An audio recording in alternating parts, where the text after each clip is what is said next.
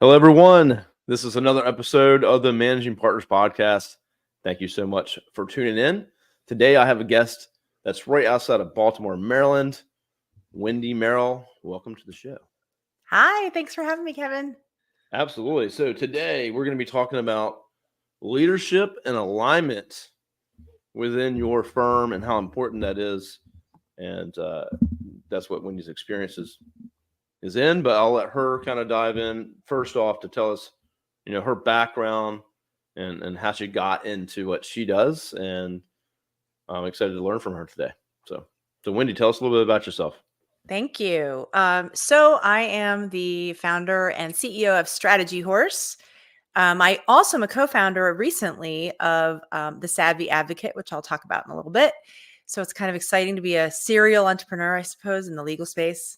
I have been working with, thousands of lawyers and lots of law firms over the last 12, 13 years.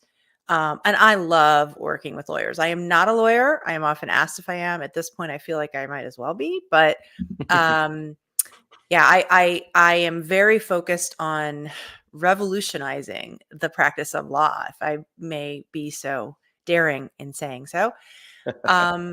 My StrategyHorse is a consulting practice that is all dedicated to improving profitability for law firms. I work mostly with small to mid-sized firms around the country, and I'm also actually around North America.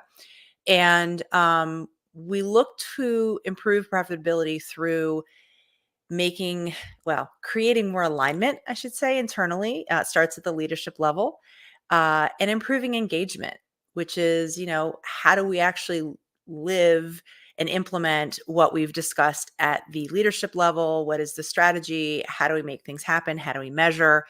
And that's a little bit about StrategyHorse. The name StrategyHorse is a little bit of a, I'm a horsey person, and anybody who sees my stuff on LinkedIn is there a horse behind you? I see a couple. Lots of horses. Yes. Lots and lots of, if you could see the rest of my office, I indulge my 5-year-old horsey girl fantasies by having lots of horses around. And yeah, it's fun. And the branding is fun, actually, because I've had clients and friends all over the place send me little horse things and tag me in horse pictures, which is so much fun. Anyway, and then my other business that I own with my partner, Liz Lippy, is the Savvy Advocate. And this is a very unique program that's designed to provide professional development services and training for associates, which is, associates, the war for talent has been raging for a while, and I don't see it stopping anytime soon. Associates are law firms' most valuable asset, yet they're not investing properly in it. That's what we do. And the business has been around now for a couple of months. We're really excited about it. So yeah, I live and breathe the legal space, I guess you could say. No, love it. And I like the name, and, goes off your passion for horses. And I was telling Wendy before, I'm from a place where we have wild horses, and my neighbors had horse farms and things like that. So I can appreciate that. But no, to just quickly on the Savvy Advocate, it's, I hear lawyers all the time saying they can't find attorneys or associates. Yeah. It's very difficult right now. And you don't hear a lot about programs, training, or investment into helping associates also with business development, marketing, and things like that for them to learn a lot of those things. They're usually just getting thrown to work and kind of learning that way. But it's sort of like the, throw them to the wolves way of learning, which is what happened with our baby boomer lawyers and our Gen X lawyers. But for a lot of the millennials and Gen Z folks, that approach just doesn't work for them. And right now, every firm in America, maybe even beyond, is looking for the same person. An associate with between, 3 years to 8-10 years of experience. The same person. So the competition is fierce. And that means firms have to get very creative and innovative and think outside of the box about how they attract people, how they bring them on, how they prepare them, and then how they hold on to them. Yeah, no, I think it's super important. And this is for any business listening, for your employees and your staff, and to have things figured out and have process in place Yeah. and have a plan for them, because otherwise they don't see it for themselves. They don't know where they're going to end up and if this is the place for them. So um, I'm all in for it. So let's jump back to, I guess, leadership and alignment and kind of strategy horse and kind of the role that plays for this episode. And I was telling Wendy a minute ago, I just had my leadership team in town, flew them up to our headquarters, and you know, just talking through things, getting on the same page. What are our goals for this quarter? We can't do it all, so we got to pick and choose. And so, we Yeah. spent days in a room going through all these things, but also learn a lot about each other. We're a very remote company for the most part, and so you get to learn a lot more about people when you bring them into a room and talk through things and ask each person, like, what issues are you seeing? What things do you want to bring to the table?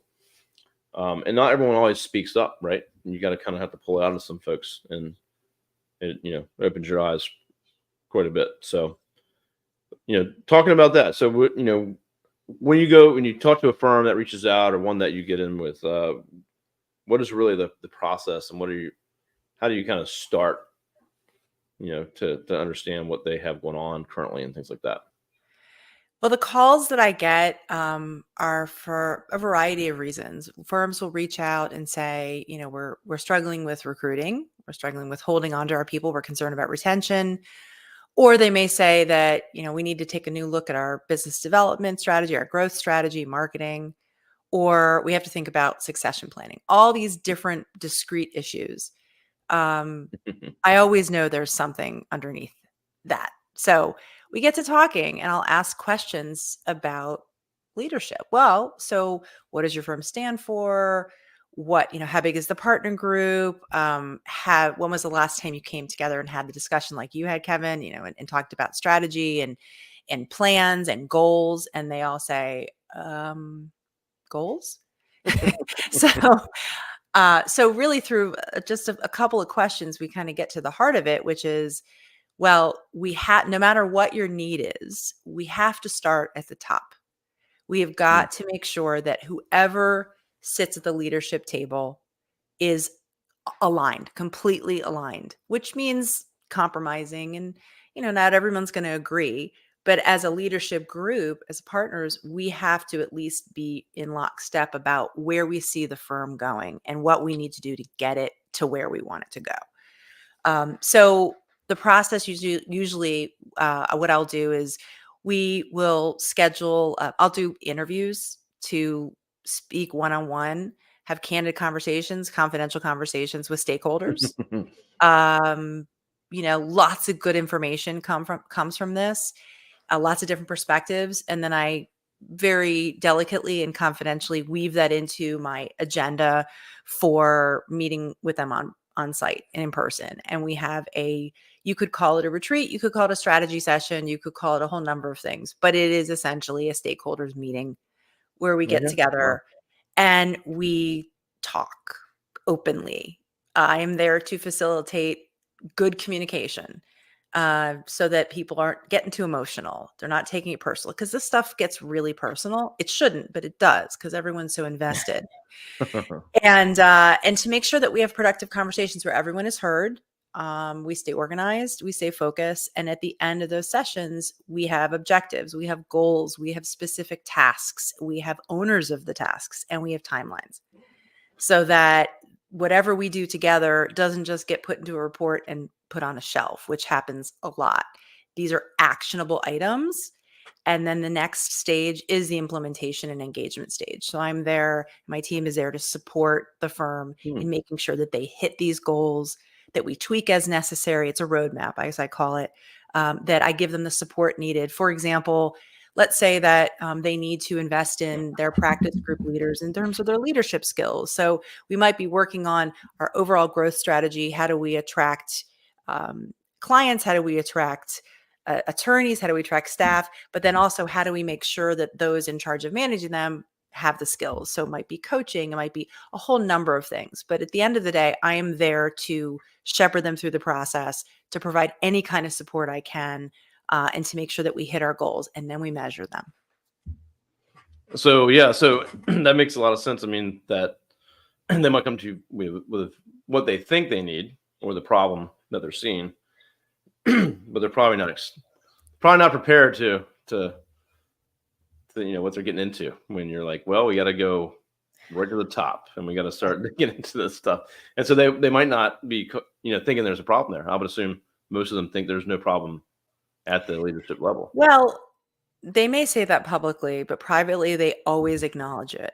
Okay. Yeah. Or initially in the initial conversation, no, everything's fine. And then you scratch the surface just a little bit and then people open up. I mean, that's human nature. No one wants to really air their dirty laundry. Yeah. Not saying it's dirty laundry, but sometimes it is, right? And, it's hard, really hard to be a lawyer. And it's extra hard to be a partner in a law firm. There's just so many pressures and you're pulled in so many different directions. And law school does not prepare you to think like a CEO or an entrepreneur or a leader or a manager or a business owner. So it's an on-the-job learning, right? And so you're thrown into this position as a partner in a law firm, and it's kind of like, well, what does that mean? What's your role? How should we talk to each other? How do we work together? I'm a big fan of intentionality and making sure that we are explicit about expectations and roles, and because sometimes these things seem obvious, but they just don't happen or they don't work. So we've got to put kind of guardrails around the process. And some of the feedback I've gotten after these meetings is, they kind of come in and they're not sure what's going to happen or what's going to go on. And by the end, people feel, well, here's the promise I make. I said, at the end of all this work, you're going to feel really excited, totally exhausted, hopefully exhilarated. And you're also going to feel relieved because you're going to feel like, okay, we have a plan. We're all on the same page. And we've aired out some of our grievances that ended up being, some concerns are really legit and some of them are just miscommunication, lots of miscommunication. So we try to fix that. Excellent. I love that. And it's so important because, I have friends come to me all the time. Even this week, quite a few I've talked with that they just want more marketing. They want more leads. They want more of this or that. And there's usually a lot more problems than just leads. It's intake. Call them to set up a meeting. Like they don't even answer the phone. There's no message. There's no person. Okay, they don't need more. They need more leads, maybe. Yeah, but first off, there's other issues. So, I kind of take a similar approach, but not as deep because I'm not going to go up the leadership ladder. But there's usually more issues and more things to uncover than just fix this, or I want leads here or whatever, right? You got to look at deeper than that, or we're going to fail probably for them. And so I like the approach that you take where you're going deep and you're going up the top, and that's where everything starts.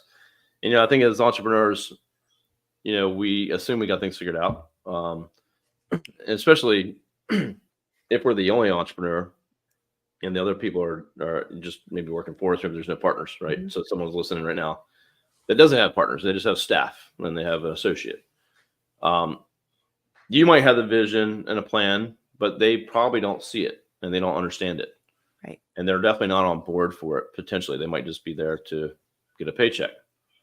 And you definitely don't want to have a firm full of people that just want a paycheck, right? We want them to be on the bus, where the bus is going, and have the right seats on the bus. Like you're saying, the roles, responsibilities, all those things have to be figured out. So it's hard. It's complex at some degree, but you have to figure all those things out. So, and that's what this podcast is all about, mostly entrepreneurship and all the challenges with it. Nothing about the law. This podcast is nothing about how much do you know about the law. Like that's not what we talk about here. So no, it's about running your business, because at the end of the day, law firms are businesses. And I was thinking about what you were saying about this. I call it like an entrepreneurial spirit. So you're not an entrepreneur in that you like earning a steady paycheck, but you have a sense of agency and you own projects and you own the mission and you're totally on board and rowing in the same direction as everyone else. Mm-hmm. And I find that when there is a disconnect, which there often is, one way to remedy that is to really take the time to understand people's motivation. So it's not enough just to say, we're so excited as a firm, our goals are this, and we're growing and we're great. But if people don't understand what's in it for them, and it's not just, it's staff, it's lawyers, partners, all they're thinking is great. So the partners are going to get richer off of me, which Exactly. isn't the case. But if it's not communicated saying, hey, here's why you should care about the firm, because, find out what's important to them. So for example, they may work for a particular firm because maybe it's a social justice firm and they care very much about that and they want to be impactful. We have to tie the Yeah. success to their individual values, right? And that just doesn't happen. It's simple communication. It doesn't happen. I was also thinking about profitability as you were talking about all these things and all these gaps in communication, these sort of stumbling blocks that we sometimes brush to the side. They are all profitability killers. And if we do not have, like, for example, I like to use the phrase billing hygiene a lot. Big issue in many, many, many firms. And by billing hygiene, I mean practices. Like how are you doing? Are your people turning their billing in on time, which I know makes a lot of folks cringe because it's an issue. Are you chasing them for their billing? Are they billing accurately? I mean, I've worked with firms where the associates will say, I don't understand. I'm working really, really hard, sometimes 12-hour days. And then their hours are not reflective of that. And there's Mm. this disconnect. Why? What's going on? Turns out they're not billing for things they should be billing for. They're not keeping track of their time. And they don't really understand how that affects the profitability of the firm. So we need to explain it and we need to empower them. Also, you talk about leads. Not all leads are good leads. That's And, true. one of the questions I always ask lawyers is, do you have a minimum matter that you take? And they go, what do you mean? I said, well, is there something that's too small for you? Yeah. And 99% of the time, the answer is, well, no, not really, because I was like, wait, no. You will not, it's an opportunity cost, right? If you don't identify the ideal client Yeah. and the not so ideal client, how are you going to allocate your time and your energy and your resources? Because if you're spending time with clients that don't pay their bills, you got to chase them, or they don't listen to you, or they don't call you back, or they're not a good fit. That's actually not a profitable client. Yeah, they can suck up a lot of your time. And if you look at the average case size and case value, right? You should establish where you need to be. Yeah. Especially the ideal client. What's your ideal client? And yeah, maybe that's not always going to be the case, but you should have a profile on what that looks like. Case value Yes. size, type of client.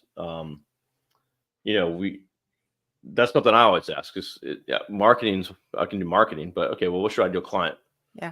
Do you want volume and you'll go for the lowest ticket items, or do you want high net worth individuals, depending on Quality. what kind of practice areas you're at? So, like, say, estate planning or divorce. Yeah. I have some that will do anything, and I got some that will. Well, they need to have a net worth of this, and Mhm. it's how do we adjust marketing and your assets and your brand to attract those higher net worth individuals versus what do we do for tactics just to get the volume for like a criminal Right. defense that wants speeding tickets? Totally different approach. It You is, know, and you know what? It's also the same approach for your staff and for your lawyers. You have to identify. It's not about fitting a seat to the person. It's about identifying what seats do we have to fill. yes. And, just like you talk about your ideal client, even make it up if it doesn't exist currently for you. It's the same thing. Well, what you need an associate. Well, what's their personality? What's their work ethic? What's their background? What's their experience? What's their skill set? What all these things, right? If you Yeah. don't identify that and you're just sort of casting a net and saying, well, anyone who has a JD and a couple years experience is fine, you're setting yourself up for failure, and you'll have a retention problem. Yeah, 100%. And like, what are the seats, right? And what's the next, what's the that look like for them? What's the next step for that position, whatever it may be? Hmm. Have you mapped that at least the next couple steps, or is You it mean just kind of you mean a path to partnership. Yeah, there you go. Or and it can even be the admin assistant path to office Any manager, kind of whatever it might career be. path, right? People want to know. They want to know what's next, and it traditionally in law firms that's not been done, right? But it needs to be done because uh, people want to know what's next. Especially your younger generation. They want to know, what's my future going to look like? Am I on the partnership track? Or do I not want that, but I just want to be a grinder? You need Yeah. minders, grinders, and finders. And that's okay, because those folks make a lot of money for firms, but they need to know what opportunities are available to them and how do they get there. So they need a guide, they need a path, they need goals, and they ultimately need the support to get there. Yeah, because they deserve that, and you should have that figured out. And also too, like I've been in the past when younger in business, and I know lots of people that own businesses, and they'll bring up people like, yeah, I just met this person, I really liked them, so I just kind of made a position for them. Like, Yes. Oh that gosh. terrible idea. Like, this is not how it should work. Like, we have a position for you, or we don't.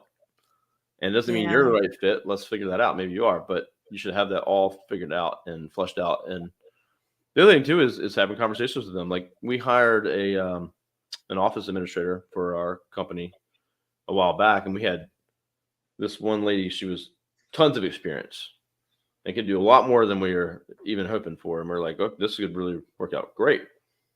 And we had another young girl right out of college that was like awesome, and we were hiring for part-time, and we were stuck between the two, but we're going to lean towards the lady with more experience. And we asked one question at the end: hey, this probably will go to full-time. I'm not sure when, but it'll probably go to full-time. And she's like, I'll never do full-time. This is part-time. This is all I'll ever do. And if we didn't ask that and find that out, like, the position went full-time immediately when we hired the Yeah. other person.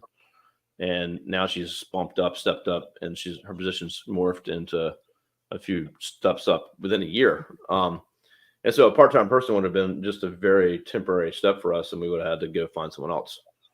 So really kind of thinking about all those things, like, is this person just here for like a little bit, or they have a plan? What's the position look like? Is it going to change over time? You got to really think about a lot of that stuff, or you're just going to have a lot of time wasted and churn with your staff. So And also, I hate to be the bearer of bad tidings, but I'm a realist. And the expectation of young people coming into your firm as associates and expecting them to be lifers, it's just not realistic.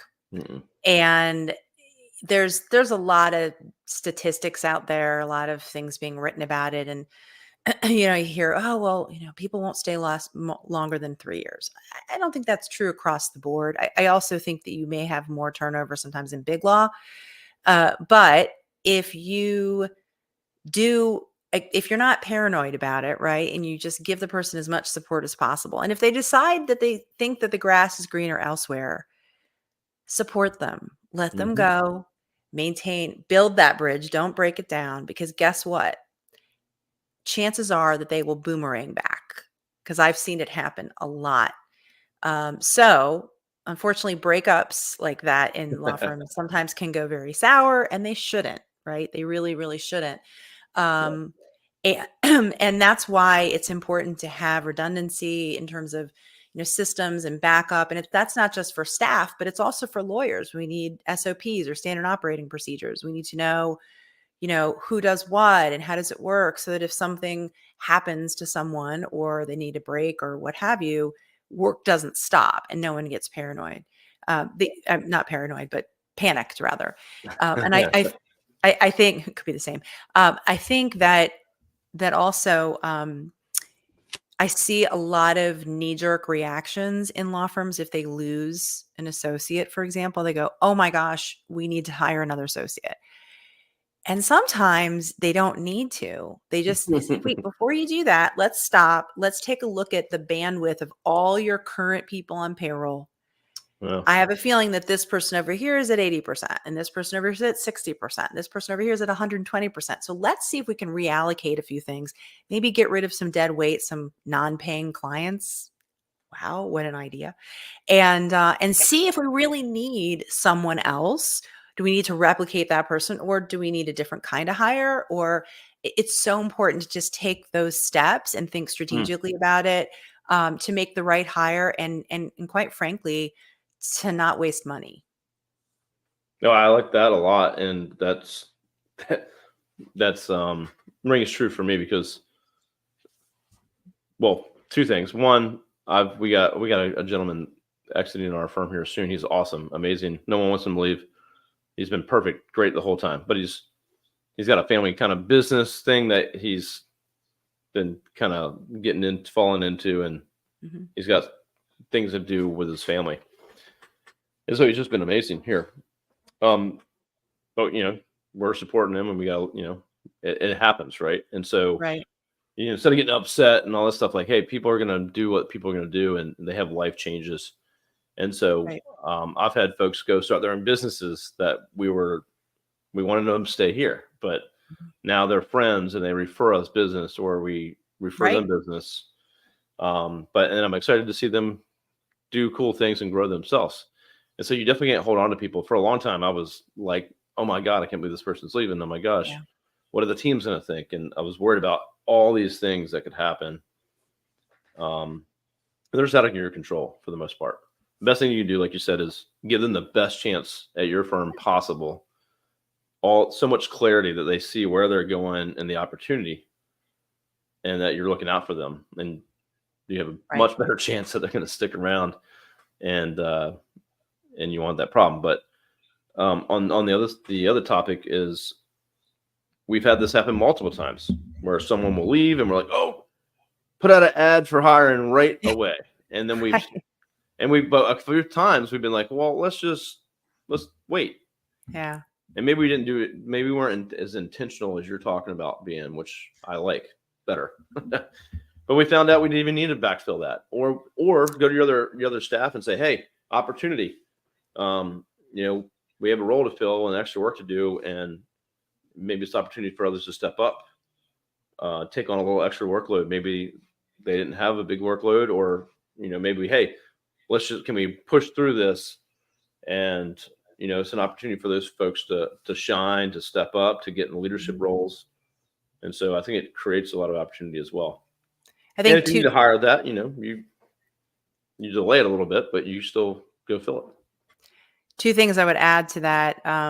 One is, you also want to be careful if you're going to ask people to step up. You want to make sure you still do your due diligence and understand what their bandwidth is, because I've also seen situations where everybody's at 100%, and they're like, oh gosh, so and so left. Now that just means more work for me, and that is not good for morale, right? But the other thing is, hopefully people aren't leaving and leaving you shocked that they're leaving. You've got to communicate with people. If the worst way to find out that you need to make changes internally is when someone walks out the door on an exit interview, right? So we need to make sure that we're regularly communicating with our people, not just once a year, hopefully monthly, if not more, and also set goals and objectives and make sure that you hold people accountable. And if I may say, self evaluations, not a good thing. And so many firms still do that. Oh, wow. And I think you should involve people in talking about, well, how do you think you've done this year? And absolutely. But they're in an employee position, which means they should have someone supervising them. That's why they're in that position, because they need the feedback, they need to learn, they need the structure, and they need the accountability. And if someone in a management position is just sort of like, well, let me know how you think you're doing, that doesn't. First of all, it makes the employee feel very uncomfortable, right? It's Like, weird do to I have just to say good evaluate things about yourself. myself, or Yeah, what? I mean, I've had to do this. I was like, I don't know what to say. I don't know how That's not a good this way to do works. it. So again, I think it needs to be kind of a team effort, but it needs to be driven by whomever is in charge of evaluating that person. Yeah, yeah. So my business partner Eric, he came from a bigger company before we owned our own companies, and that was one thing he always hated. Was he came from a big firm that was like, all right, you tell us what you think, and we'll tell you, and then we'll see how close we get. Oh, And like, it's so cringy, so yeah, cringy. So no, we do one-on-ones with every manager does one-on-ones with their teams, their staff, each one of them, each team member, every single week. That's And then great. yeah, and then For we do law firms need to do that as well. The challenge though with that is it sounds like you have a pretty structured org chart. Small to mid-sized law firms usually are very flat organizations. They mm, don't have, sort of C-level, then mid-management. They don't have that. yeah. And I'm not saying they should necessarily have that, but you do need to have some kind of hierarchy because otherwise you can't hold anybody accountable. So if you have a Yeah. number of practice groups, but nobody in a real leadership position, for example, in a practice group, how can you have goals for that particular practice area? How can you have a budget for that practice area? How can you manage the staff and the team in that practice Mm. area? So I regularly, and you want to give people an opportunity to step up into a leadership position because it's a great launching pad into partnership, right? But they have to have the experience. No, yeah, I can understand that. Yeah, for us, we have more of a structured org chart, like you're saying. But yeah, I mean, just establishing these things and having those one-on-ones, and no one should be surprised, right? We have these conversations often, Right. and there's no surprises, and like when someone leaves, you know, for the most part, if we have someone leave, which is not too typical, but like they stay on, they help transition, they even help us find the next That's person, and nice. then work That's with them nice. for a week before they leave. Processes are all documented, and and they're usually gracious enough, hopefully, again, if it's a good situation, um, that they'll complete processes they were even working on or whatever. So that's just what you want to have. And instead of like, oh, boom, this person's leaving and they left today Right. and we have no clue what they're doing, you know. Now we got to figure out what they were doing, how they were doing it, you know. Right. And everyone, the excuse is always, well, we're just so busy. We're so busy. Well, everyone's busy. And I haven't met a law firm in the last several years that doesn't have more work than people. I mean, this is a good thing, but everyone's so busy, right? So Yeah. when we're busy, what happens? These kinds of things fall to the wayside because we don't prioritize them. But then when someone leaves or there's a fracture somewhere in the foundation of the company, we wonder why. So we do have to take some time and be proactive, as Yeah. well as, another thing that eats into profitability is partners' time being spent on things other than practicing law, like training, which is how it's done in most firms. And it's extraordinarily expensive. I mean, I could tell you numbers that would blow your mind because the partners bill at the highest rate. And if they're spending an inordinate amount of time trying to train their people, also not being Mm. skilled trainers, you can imagine it piles up. And the other thing is that partners that are handling a lot of administrative things. So if you have a partner that's in charge of all technology or running the office, Mm. that's really a staff. It should be a staff role. So even small firms with 3 lawyers, 5 lawyers, I always encourage them to consider hiring a COO or a firm administrator because, oh my gosh, will it make you and save you money? It's really the same thing. Yeah, Because and all the outsource things, if you can, for if it's IT or yeah, yeah. And because the fears, oh, well, we're not big enough. We don't need that or we can't afford it. I said, yes, you can. Even with the salary you're going to pay a good person and you need to pay them well, I can show you here, here, and here how you're going to make money from this. no, it's huge. Yeah, and kind of back to like, alignment and all this stuff with profitability. You want those introvert is it entrepreneurs, I guess. Right? Is there you want those folks that Entrepreneurs, yeah, yeah, yeah. you want those folks. You want people on the team like figuring stuff out that's beyond what their call of duty is. They're talking about things that the firm can do to change, to do better things. Hey, I came up with some of my own things here. Like we encourage that here. Mhm. But you want those people that kind of start to show up and they care deeply enough about the firm that they're thinking out of the box and they're trying to figure out all the ways that we can do things better. Not that we're always going to take their ideas and run with them, but you know, those are your A players. They're getting all their work done. Yeah. they're documenting everything, and then they're also going, hey, what about this? And bringing that stuff to the table. In the context of law firms, I call that firm citizenship, which is a struggle because that's non-billable time.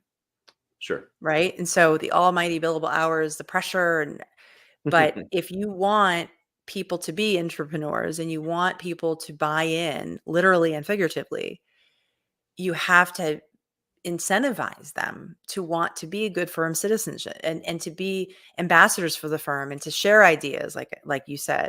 But they have to be motivated, and a pat on the back isn't going to do it. It's got to be either, this is part of your compensation package, meaning you make this salary, not just it includes minimum billable requirements of X, but also that you spend a certain amount of time doing things to also grow the firm. And it's not just business development, it's mentorship, it's teaching, it's, sitting on a committee. But if you don't properly incentivize it and set expectations from the beginning, the firm's going to struggle with that. And I've seen that with several firms where there was confusion about that, and some younger associates would think that, or they equate whatever non-billable time they're spending to billable time, and it really is different. So you just got to be thinking about that and make sure that firms have a firm citizenship policy and that everyone is on board with, whatever that means to them individually. Sure, and which is different than my company where, we're not doing the billable hour type of work. So I could see where that would be different. But yeah, I mean, for me, that's our top players. That's the best people we have. They're coming up with new systems, processes, software to improve what they do and their team does, which improves efficiency, effectiveness, and in some cases, avoiding having to hire extra folks for positions we thought we needed. So there's a lot of things that come out of it, but they obviously stand apart from the wrench turning people that just want to do my job, And you need those folks. Because you need those people. Like in law firms, you need the grinders. Not everybody can be a finder. My gosh, if you have a law firm that's all rainmakers, who's going to do the work? So you really do need to have a balance, a delicate balance of all of these things. These days, partnership is not necessarily for everyone, unlike the old days, right? And it doesn't mean you want to that a lawyer doesn't want to be a partner isn't valuable to the firm. If they're very productive and they're great on every other level, you want to hold on to them, but you got to figure out how to do that. So career paths are, they're a little different than they used to be, and there are a few options that weren't considered just a few years ago. No, that's a really good point. I had this happen to me. Entrepreneur here. I own multiple businesses, and we're like, go, let's roll. And I had one employee of mine a few years back, and as we were kind of growing and doing different things, I came to her and I was like, I can't wait. We're gonna hire a few people under you. You're gonna be moving up into leadership and blah blah blah blah blah blah. And she was just like, whoa. She's like, I don't want to manage anybody. I don't want to do any of that. Like, I just want to do what I like doing. Right. And I couldn't wrap my head around it. I was like, what is she talking about? She's crazy. And so you need people like that, Kevin. Yeah. Well, I know that now. Not everybody can be a chief or a chef or cook too many cooks in the kitchen, they say.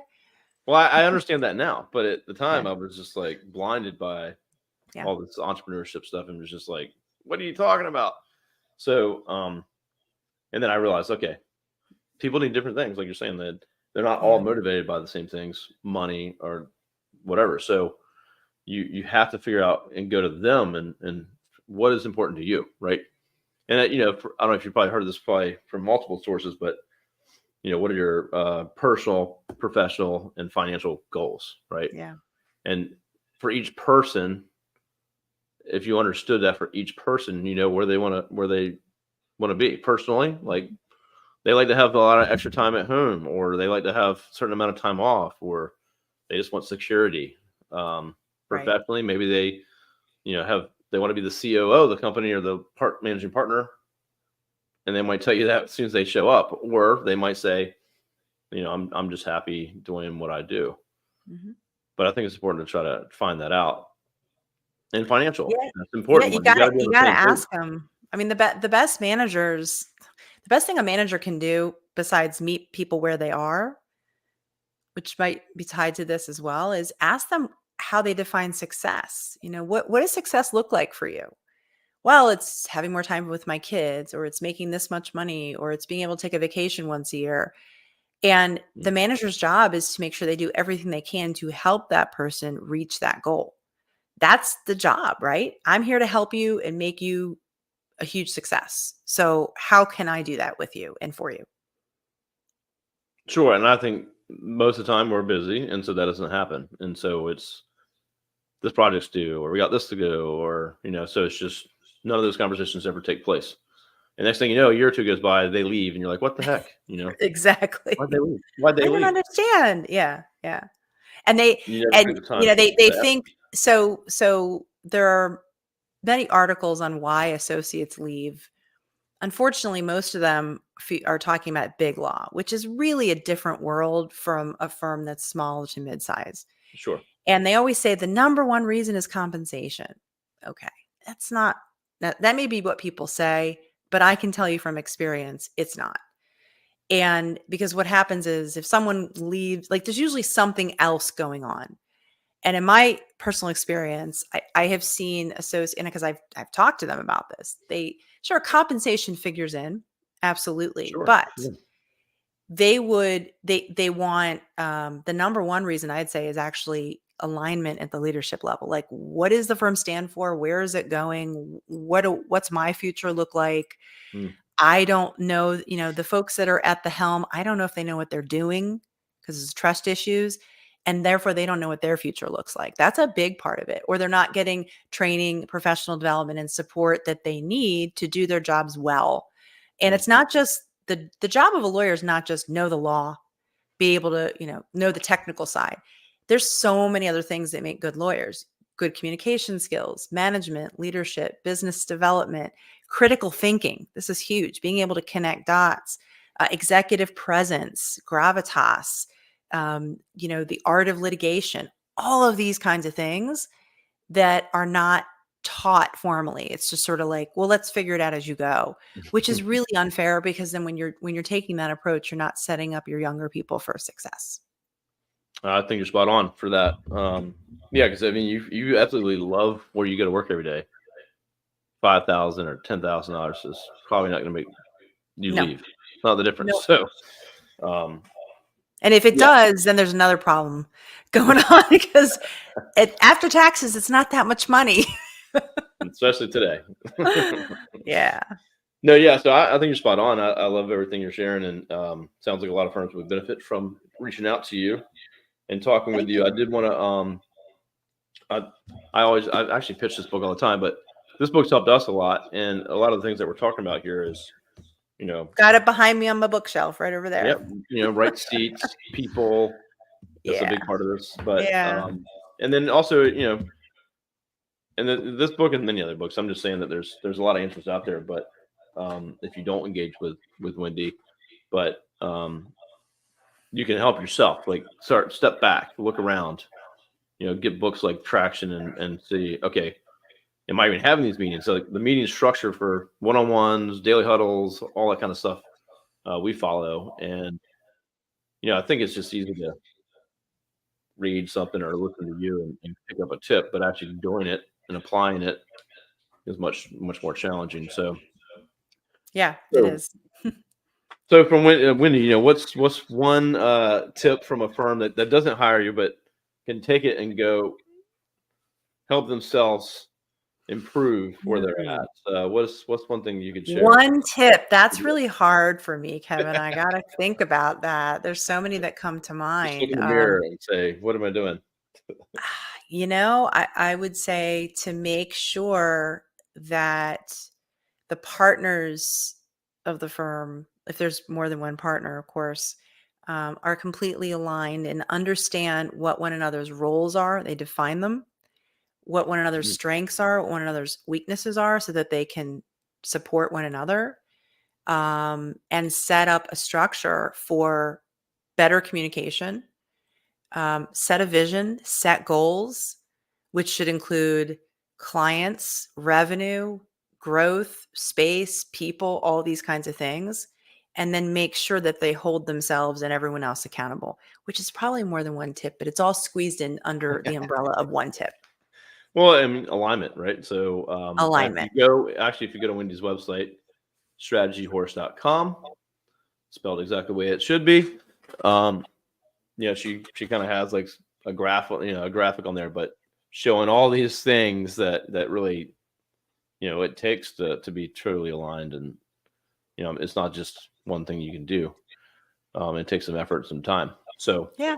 I would encourage you to, reach out to Wendy, connect with her. What's the best way that folks could connect with you other than your website? LinkedIn. We talked about LinkedIn at the beginning. LinkedIn. I'm before we very active recorded. on LinkedIn. Yeah, that's how you and I met. And LinkedIn is a phenomenal tool. Please connect with me. Send me an invitation to connect on LinkedIn. I do a lot of thought leadership. I post at least once every day, all original content. So if you like what you heard today, like it's a great way to learn more. And also set up, chats. You can contact me through my website as well. It'll send me an email, and I'm happy to set up a time and just chat and provide an initial alignment assessment to see where there may be some gaps that we could work together on. I love it. Also, I would be remiss if I didn't plug my other website, if I may. Oh yeah, go ahead. Sure. What you got? For the Savvy Advocate. So it's a pretty easy website. It's either thesavvyadvocate.com or even easier, savvyavvy.com, SAVVYAVVY.com. Check us out. Okay. And actually on the landing page, we've quantified the cost of hiring a first year associate, and it will blow you away. Oh wow. Okay, I'm gonna have to check that out myself. Yeah. Well, thanks for sharing that. Yeah, I appreciate it. So yeah, check Wendy out, connect with her on LinkedIn.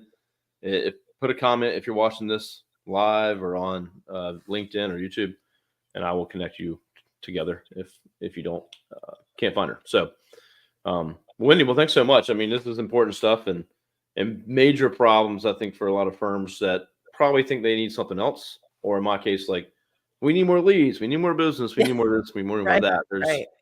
There's Dig probably a in. lot more What's the problems. underlying? Yeah. That's exactly. Thank you so much for having me, Kevin. This was a blast. It was really fun getting to know you and hearing all about your business as well. And thanks for the opportunity.